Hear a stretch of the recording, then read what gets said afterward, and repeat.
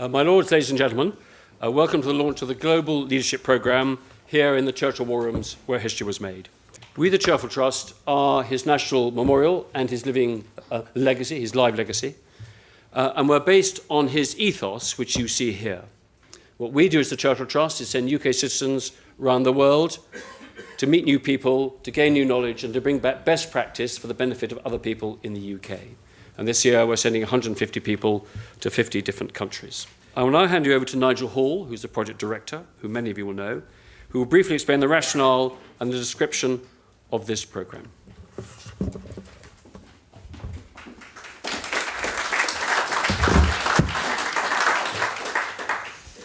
Well, good evening, and thank you so much for coming.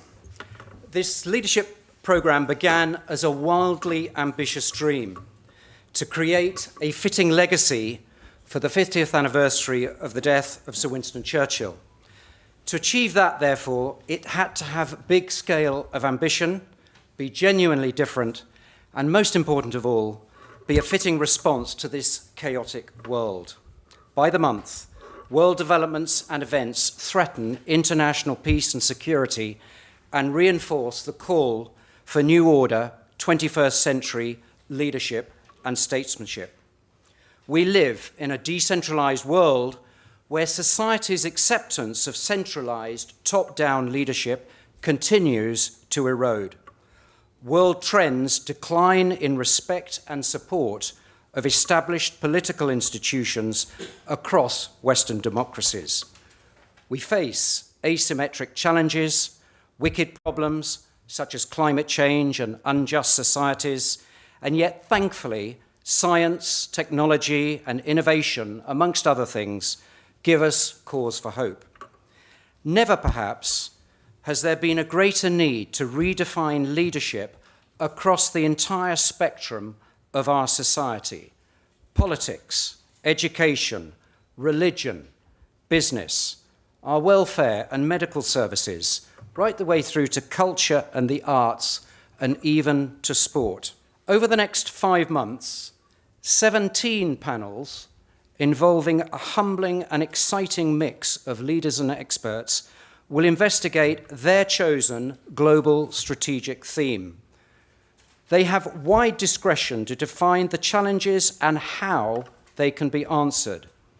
Individual press releases and the Churchill Central website will carry the details of key events and panel discussions.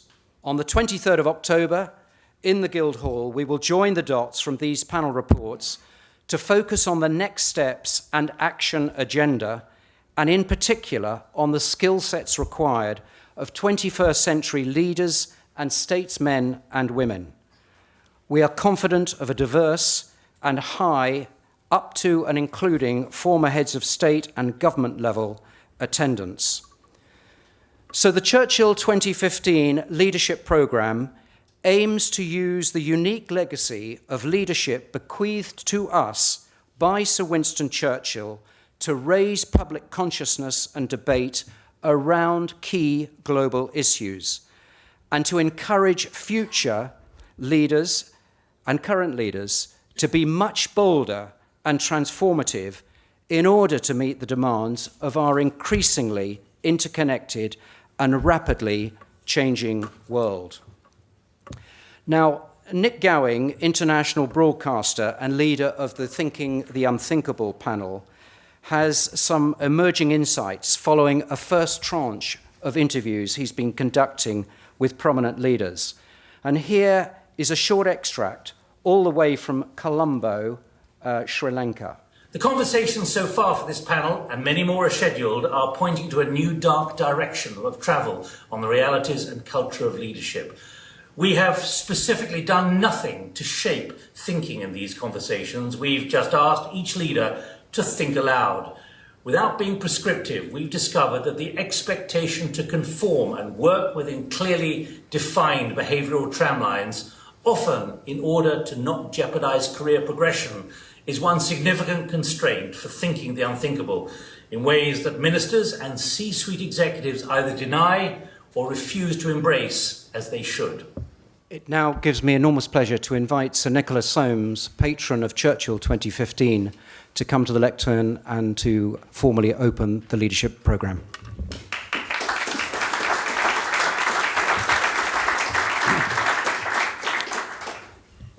Ladies and gentlemen, it's a great pleasure for me to speak very briefly as the joint patron with Sir John Major of Churchill 2015, the purpose of which is to celebrate 50 years after his death, the life and legacy of Sir Winston Churchill. When Jamie Balfour and Nigel Hall came to discuss this with me for the first time, I have to say that I thought they'd both taken leave of their senses. And I would like to say that the finished article, as it appears today, and as we're going to hear from Lord Robertson in a minute, is something truly amazing and really remarkable. And I do, Nigel and General Jamie, congratulate you very much on putting together this fascinatingly interesting project.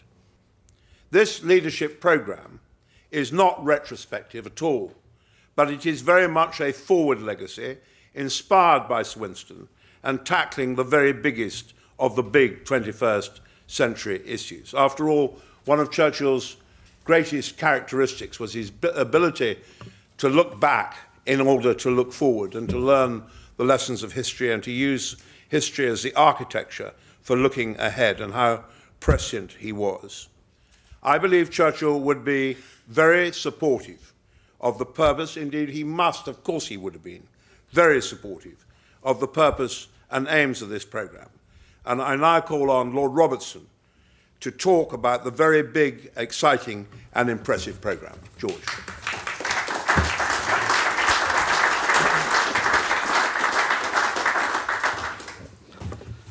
Thank you, Nicholas, for teeing me up in that usual way. But I'm very, very proud and privileged to have been asked to chair the eventual conference that will take place, that will crystallise this remarkable series of events that are taking place.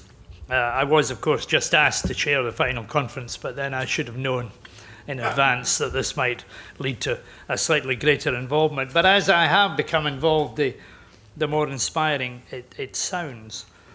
For those who don't know, and there's a younger generation here for whom I'm not part of the modern studies course anymore, I'm part of the history syllabus. I was Defence Secretary of this country for a period, and then Secretary General of NATO. But the reality is, as Nigel and as Nicholas have said, we live in difficult times where disruption, unpredictability, and a degree of discomfort has now become part and parcel of the existence that we have today. And never was there a greater need for leadership in these difficult and complicated, multi-layered times. And so this archipelago of events that is taking place is going to come to terms with some of the challenges that face us at this time. And I think it's quite ingenious and quite remarkable in the way that this has developed. Instead of one single group of people masterminding everything at the centre, Nigel has managed to get all of these different groups working individually out there, large numbers of people involved in the whole project, coming together before and during the conference that will take place later this year. And I think the most valuable aspect of this is not the debate and the discussion that will take place and the younger people who are mandatorily involved in it. It will be in that final bit of the equation, the so what, that will emerge from these discussions. So we've broken up all of these discussions into four groups. One is on international and geostrategic, covering a number of the panels. The second one is business and finance. The third one is science and technology. And the fourth one is society, culture, faith, and religion. And we've got tonight some expert speakers who are going to very briefly outline some of their ideas about where these discussions will go. So I'm going to introduce them all, and they will just follow in series. First of all is going to be Professor Laurie Freedman, Vice Principal and Professor of War Studies at King's College London, official historian of the Falklands War, a prolific author. His latest book, I'm sure, on sale at the moment, is a giant but very, very readable tome on strategy. And of course, he's a member of the Chilcot Inquiry, and maybe before he draws his pension, we'll see the product of that. And I'm sure it will be highly readable. Secondly, he will be followed by Harriet Green, one of Britain's most prominent business leaders. She's best known for transforming Thomas Cook from its near collapse and increasing its value by £2 billion in the 2 years that she served there. She serves on BAE Systems and Emerson's board, and is on the Prime Minister's Business Advisory Board, and has lived and worked in four continents. Talking about science and technology, we couldn't have anybody better than Sir David King, who is the Foreign Secretary's Special Representative for Climate Change and the Chairman of the Future Cities Catapult. He was the UK government's Chief Scientific Advisor from 2000 to 2007, Senior Scientific Advisor to UBS, Chancellor of the University of Liverpool, Chair of the UK National Oceanographic Advisory Board, and has been an advisor to President Kagame of Rwanda. And our final speaker tonight is Kirsty Lang, who is a trustee of the British Council and presents the BBC's flagship arts programme Front Row on Radio 4. She's written about arts and culture for The Guardian, The Times, The Sunday Times, and The Mail on Sunday. And before she was an arts journalist, she was a foreign correspondent for the BBC World Service covering Europe, East and West. And she also wrote for the Sunday Times and Channel 4 News. She's also been a visiting professor of the School of International Public Affairs at Columbia University in New York. So these are the people who will introduce the panels, and I ask you to give them a good welcome. Thank you very much.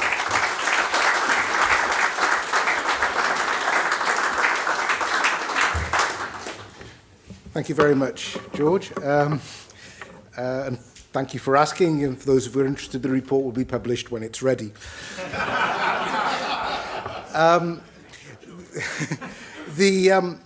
Mark Twain observed that history doesn't so much repeat itself as rhymes. And that's the theme I just want to take in this next few minutes. Because obviously when one thinks of Churchill, one thinks of the period up to the Second World War and the war itself. And it's a legacy that doesn't quite go away because there hasn't been anything to compare since, thankfully. But that means every time we seem to be getting close to something quite as cataclysmic, the lessons of that period suddenly rush into view. There's a supposed law of the internet that any commentary following a blog or whatever always will at some point involve the Nazis, and the probability of that is 1, that it always seems to happen. These things just get invoked all the time. And recently, of course, what has been invoked is Munich, because of the concern that what may be happening in Europe at the moment is exactly the same phenomenon of a country with whom we do not have a formal alliance being let down in the face of aggression. And it's a serious concern. Now, I've always been very wary of invoking Munich because, first, it is a long time ago. There are many examples of dealing with adversaries through negotiation since that are worth taking care of. Munich isn't just invoked with regard to Putin at the moment, it's invoked with regard to Iran. It's not invoked with regard to ISIL because there's no possibility of a negotiation there. But it is regularly invoked. And you have to remember that if we'd been talking about something similar at the time of Munich, we'd be going back to the lessons of the Crimean War, or indeed of the American Civil War. I mean, that's the differences in time. Nonetheless, it reminds us that one of the things Churchill did do was to warn of a developing danger. And the point I wish to make about that, as to the other 2 points that I want to make, is the need to take that lesson, but not just to assume that it can be taken and plonked down now as if it's exactly the same, because it isn't. The circumstances are different, the possibilities, the dangers are all different, some worse, some better. But there are things that you can still learn from looking back. The second area where one might look to Churchill in challenging times is his ability to explain risks and dangers to the people. Not just the oratory itself, but the ability to find words. He was, after all, an author who loved the language, used the language as a weapon. Or describe one of the writers on Churchill, or described him as his ability to use language as a weapon of war, but as a weapon of explanation and of politics. The third thing, which it tends to be forgotten, is one of Churchill's great skills was as a coalition builder.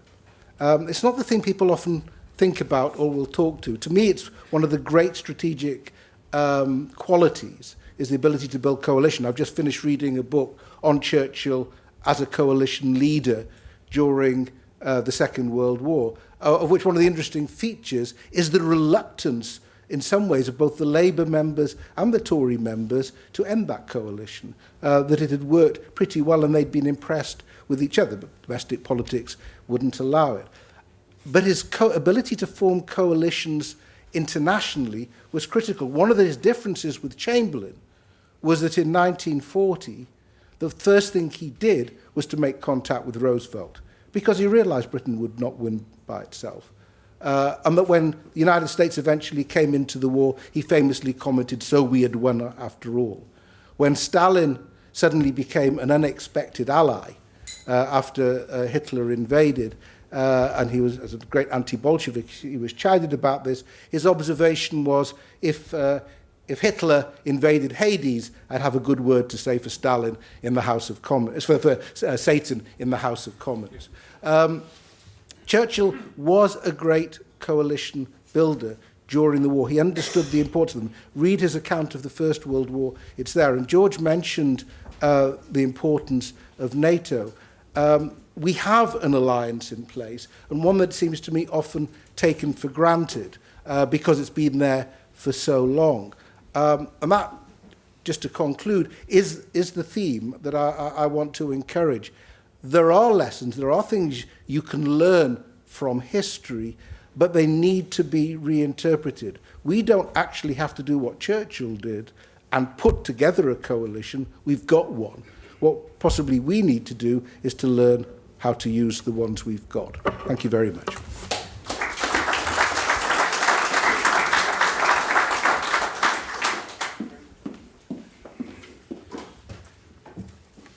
Thank you. It was suggested that we offer some words of advice, support to the 21st century leadership team focused on business and finance. And picking out, there's so much that could be covered, but picking out three, and I'm going to keep it short because I was asked to do so, three major themes.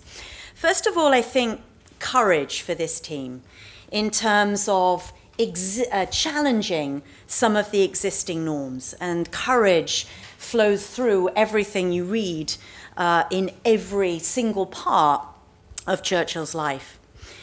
Everyone talks about the unprecedented pace of change in the world. And so, I think what is next, but what is next is now. If you take the amount of disruption that is affecting business, that is affecting every aspect of finance. It is an incredible set of challenges, whether it's, whole renewable cities, whether it's last week, I think the FDA have yet to approve them, but aerosols, which make us all solar panels. Neuromorphics, the speed at which image recognition and processing is happening is phenomenal. And if you take Watson from IBM, artificial intelligence, feed in data. 2 weeks ago, our first little robot created a piece in 11 seconds that was Bloomberg ready. In fact, I challenged the Bloomberg leadership team last Monday. How would they look in 5 years' time if said robot was creating market-making data in a very short period of time? The way that technology then impacts, whether it's the sign-off of accounts, whether it's stock picking and market making, all of this affects every aspect of finance and business. And for some time, 3D guns have been available. 3D bullet is now on the market, 3D drones, and 3D aircraft. So the roles of many companies that, before was absolutely sacrosanct for the next 30 years, with a 3D printer, you can create extraordinary technology.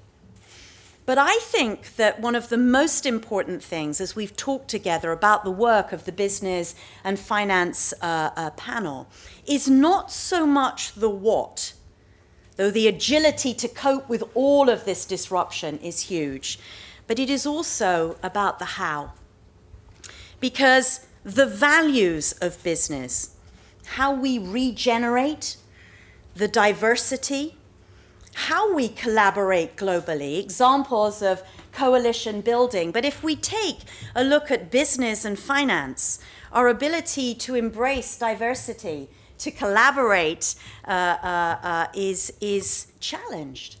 And so we need to ensure that as we look forward to the 21st century leadership in business and finance, that we have created something that, with the greatest respect, is less male, pale, and stale. And we have taught each other how to collaborate and work effectively. And within these teams, that is extremely important, because we don't want to create silos within the teams. We need the dots to be created because the teams go out, highlight sort of bridges who can go out, work with the other teams, and to be the change that you want to see in the 21st century leadership environment.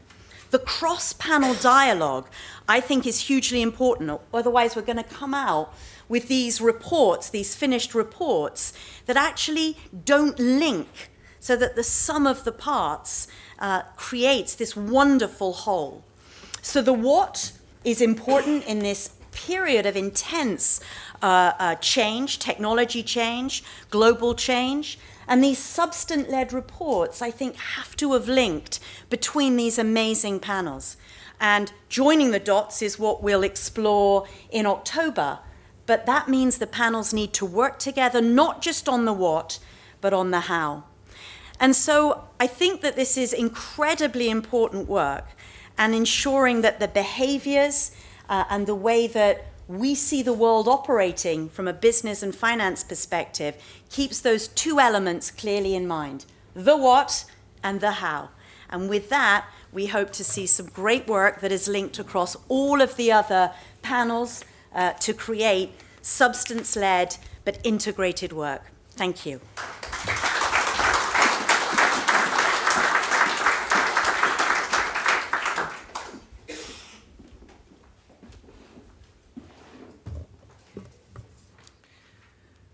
When I was parachuted into the post that George mentioned, Chief Scientific Advisor to the British government, I knew that it was Winston Churchill that I owed that to, because he created the position of Chief Scientific Advisor. And that position was created by literally plucking somebody out of the university sector, a comfortable research position such as I had at Cambridge, and bringing them into government. And if you look at the wisdom of that, the outcome of radar, the outcome of cracking the code, the outcome of developing atomic weapons, all of that really emerged from that piece of insight in deciding that a scientist was needed at his right hand. Now, my panel is going to be coming up with a proposition. So let me start with the proposition, and then I've got a few minutes to justify it, but the panel will have longer. The proposition is that the 21st century is giving us a set of challenges that are qualitatively different and all coming together at once, qualitatively different from any challenges previously faced by civilization. There's a big statement. Let me try to justify it in the very short time that I've been given. So what I'm suggesting is that the successes of the 20th century, delivered through science, engineering, technology, medicine, innovation, wealth creation through the business sector, and perhaps also from economics and social sciences, that all of those advances can be measured in terms of success through the growth of the human population in the last century. So I see this as a measure of success because we started the century at 1.5 billion people. We started adding another 1.5 billion every 12 years, and we ended the century at 6 billion. I see that as a measure of success because it was human well-being that was being improved, human longevity, and the longer people lived, the more likely it was that they would themselves have children. Population explosion was a necessary part of that success of the 20th century. The 21st century now catches up with us as a kind of hangover from the success of the 20th century. So we arrived with 6 billion at the beginning of this century. It's plateauing out by mid-century at 9 billion. But we know that we've got a plan for 9 billion people sharing the resources of this single planet of ours. And that's the challenge. 1.5 billion people sharing the resources of the planet was comfortable. But as soon as we get to 9 billion, we're talking about a real challenge. But underlying that demographic trend is an interesting further trend, which is the following. If I may define middle class as those who spend, and I'm looking at middle class people here, who spend between $10 and $100 a day, we began this century with 1/6 of the population in that group, 1 billion. In 2013, we passed 2 billion. And by 2030, the current expectation is that it'll be 4.5 billion out of 8 billion. It's the consumers represented by the middle class that is the biggest pressure on our planetary ecosystems. And so what we're talking about coming together is delivery of fresh water, use of land to produce food, use of energy to bring the food into our cities, to move us around, and the challenge of food production generally. You've got all of those challenges coming together, and at the same time, an even bigger set of challenges from what we are doing to the global commons. And so the waste products of our processes, and in particular energy usage, have begun to change the very planetary temperature and ecosystem that we have grown so comfortably with because we co-evolved with the planet's systems. And so as we emit greenhouse gases into the atmosphere, we're causing the climate to change. As we emit greenhouse gases into the atmosphere, some of them go into the oceans, roughly 1/3, and are acidifying the oceans. So we are causing a twin set of challenges, global warming plus the acidification of oceans, together with these other challenges. And a population of 4.5 billion middle-class people in just 15 years that are requiring to live the kind of life that they saw middle-class people living in the 20th century. Now, that all begins to sound a bit gloomy. I'm suggesting we have an existential challenge on our hands, and the question is, how do we challenge that? Now, I begin with science, engineering, technology, etc., and I'm going to leave with that as well. What I am really suggesting is that the solutions will come and are coming from that quarter through innovation. What we're already seeing is that it is now cheaper to produce energy anywhere in the world, cheaper to produce energy using renewable energy sources, photovoltaics and photovoltaics and wind, than it is to produce energy from coal. What we need to do is overcome intermittency. We need energy storage. We need smart grids.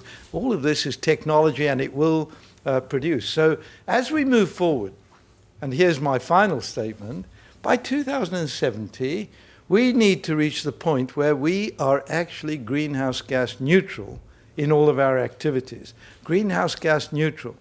Do I believe we can do that technologically? Absolutely. We will do that.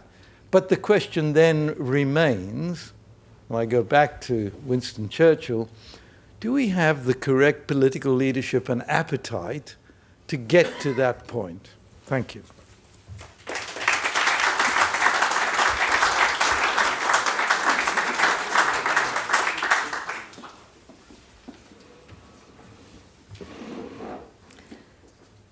Now, soft is not normally a word we associate with Churchill, but he understood the value of soft power, of persuasion. His V for Victory sign, great bit of branding. The all-in-one woolen siren suit designed to be put over other clothing for a quick dash to the air raid shelter, great bit of design. And above all, his self-consciously Shakespearean oratory. In fact, Churchill often attributed his success to his mastery of the English sentence. He was also, of course, a brilliant storyteller. His bulldog spirit narrative bolstered the British population as well as raising spirits in occupied Europe, and it helped draw an isolationist USA into the war. Now, a country's soft power is its ability to make friends and influence people. The Americans are brilliant at this. They have succeeded in seducing most of the globe through a combination of Hollywood films and Apple iPhones. When the former Singaporean leader Lee Kuan Yew was asked by Joseph Nye in his most recent book whether he thought that China would overtake America as the world's most powerful nation, he paused and said, "No, I don't think so, because China can only draw on the talents of 1.3 billion people, whereas the Americans can draw on the talents of 6 billion people." Of course, what he meant was that the United States is able to attract the brightest and the best talent that the world can offer to its universities and leading corporations. And anyone who's visited Silicon Valley can see that is certainly the case. Now, what makes us, the British, attractive? Apart from Eddie Redmayne, of course. Well, we've got the English language, our values, and we've heard about our proud record of science, research, innovation. And then we've got our history, our world-class museums, art galleries, theatres, Shakespeare, Andrew Lloyd Webber musicals, the National Theatre's War Horse, Downton Abbey, Strictly Come Dancing, and dare I say it, Top Gear, which, believe it or not, is watched in 214 territories. It's even dubbed into Farsi. In fact, Jeremy Clarkson is a superstar in Iran. Now, I visited Tom Heatherwick's design studio in King's Cross last week, where their projects include a new headquarters for Google in California, a university in Singapore, an art museum in Cape Town, a redesign of the Shanghai Bund, a floating island off Manhattan. He employs hundreds of architects and designers from all over the world, and it was no surprise that when the British government launched its great campaign for creativity in Shanghai yesterday, aimed at selling UK PLCs to the Chinese, the keynote speech was made by Thomas Heatherwick. Now, I first realised the effect of soft power as a young correspondent for the BBC World Service. At the very end of 1989, I was sent out to live in Eastern Europe. And everywhere I went, from Prague to Budapest to small towns in Transylvania, people would tell me how important the BBC World Service had been during those long, dark years. I remember being told that the British Council libraries were the only place that you could read an uncensored book or newspaper, and how that the World Service News was the only place you could turn to and feel that somebody was telling you the truth. Now, the British Council and the BBC continue to provide safe spaces for debate and a dialogue in many parts of the world where political disputes usually end in violence or death. I just went to a conference in Hammamet in Tunisia recently, which was organised by the British Council, and there were British parliamentarians and artists and activists meeting young Arab artists, activists and politicians from right across North Africa. And one of the things that they praised was this British Council scheme that they've got in a lot of countries across North Africa, organising debating clubs in school. Because, of course, we take debate for granted. But teaching children how to argue about politics in a controlled environment in which nobody gets hurt is truly revolutionary over there. Now, if you think of the two big security crises at the moment, Syria, Iraq, and Russia, Ukraine, what has Britain got to offer in these situations? Well, I would argue that soft power is certainly our best option. Putin has always understood the power of the mass media. That's why he seized control of TV early on, and he's poured $300 million into their 24-hour news channel, Russia Today. Meanwhile, the BBC World Service has been consistently starved of funds. The Russian Ukrainian language services only exist online now, although they have seen a massive increase in traffic over the past 18 months. So we know the demand is there. And when Peter Horrocks, the former head of the World Service, asked the Foreign Office for some extra money to stage a series of question time-style debates in the run-up to the Ukrainian referendum with participants from both the west and the east of the country, he was refused. So, I mean, soft power is a long-term investment, and that is not always understood by short-term political agendas. And this is something I would certainly like any leadership team looking at this issue to think about very seriously, because the BBC World Service is now entirely funded by the licence fee, but that is only guaranteed for the next 18 months, and then it's all up for grabs. There's a growing number of people, including a number of MPs, who argue that the BBC should be turned into a subscription service like Sky. But would subscribers really want to fund news in Ukrainian or Arabic? And can we really afford to sleepwalk into losing what Kofi Annan once described as Britain's greatest gift to the world? Now, I don't know where those young Arabs that I saw taking part in debates sponsored by the British Council will be in 20 years' time, but it's quite possible that some of them will be in charge of their nation's destiny, and that is when you get your soft power payback. According to some recent polling commissioned by the British Council, Britain attracts much higher levels of trust than either America or Germany. 10,000 young adults were surveyed in 10 countries of strategic importance to the UK, and what was really striking was that those highest levels of trust were felt by those who had had some direct contact with Britain or British institutions. So they'd studied over here, or they had been exposed to British arts and culture. So it is a dangerous world, but perhaps soft power is most useful when hard power is all around us. It offers some light at the end of the tunnel, or as Winston Churchill might have said, hope of sunlit uplands over the next hill.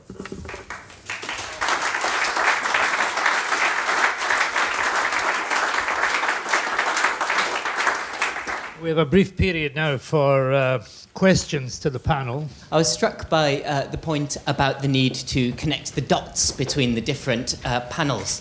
And with that in mind, I would like to ask the business speaker who made that very important point whether she thinks that the business panel ought to be thinking about the things that Sir David King mentioned in terms of resource use and sustainability, so that business leaders will push that most important of security concerns. I think it is extremely important that all of the groups either nominate a bridger or someone whose absolute focused role is to be understanding what the other teams are focused on and how some of those issues in your specific example are going to be untangled, are going to be supported, are going to be unraveled. It would be, I think, not helpful at all for each of these substance-led papers to come up with their great output that didn't attempt to solve the challenges amongst the individual teams. So I think it's an absolutely critical part that happens between now and October, that the teams are not working as silos and really understanding how some of the challenges each group highlights are resolved. Thank you very much for coming along this evening. This is very much an interim stage in the process, even although it is titled a launch. It's an intriguing, it's a unique adventure that we are about to embark upon. It will come to a culmination in October in the conference, but I have no doubt at all that it won't end at that point. And the product, I think, will be well worthy of the gentleman in whose name we're doing it all. Thank you very much. Thank you.